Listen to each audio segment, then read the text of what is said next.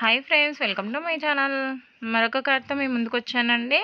Car name వచ్చేసి Brezza ZDI అండి. Model వచ్చేసి 2018 అండి. ప్రైస్ వచ్చేసి 6,35,000 చెప్తున్నాడు, మాట్లాడొచ్చండి. ఈ బండికి టైర్లు వచ్చేసి 90% ఉన్నాయండి. సింగిల్ ఓనర్ అండి. ఏసీ రన్నింగ్ కండిషన్లో ఉంది.